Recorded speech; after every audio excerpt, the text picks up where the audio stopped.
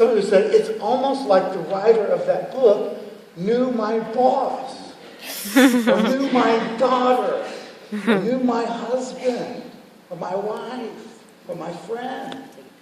Because crazy makers have been around a long time. They really have. Now, time out for a moment before we jump into this. Because there's some of us in this room that are kind of scratching our heads a little bit. Maybe you haven't been to church in a while. Or maybe you've been to another church and you're like, I can't believe a church is talking about this kind of a topic. It doesn't sound very spiritual. Right? Churches should talk about religious things. They should talk about God. They should talk about, this is like real life.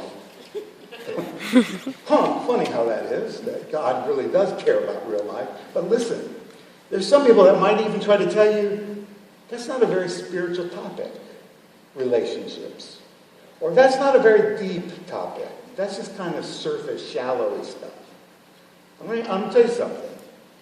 Nothing could be further from the truth. Nothing could be further from the truth. This is deep. This is important stuff to God. Listen, relationships mattered so much to God as a part of our spiritual existence that the Ten Commandments are largely about human relationships. Mm-hmm. You think about that? Mm-hmm. The Beatitudes, the Sermon on the Mount, Jesus' best, most well-known sermon, is largely about human relationships. Jesus talks about human dynamics and getting along with one another as much as anything else. When we talk about the Holy Spirit and the fruit of the Spirit, the qualities that God produces in us to demonstrate spiritual maturity are relational. Gentleness, patience, self-control. You see, don't buy into the notion, the fiction, that this kind of topic is not spiritual.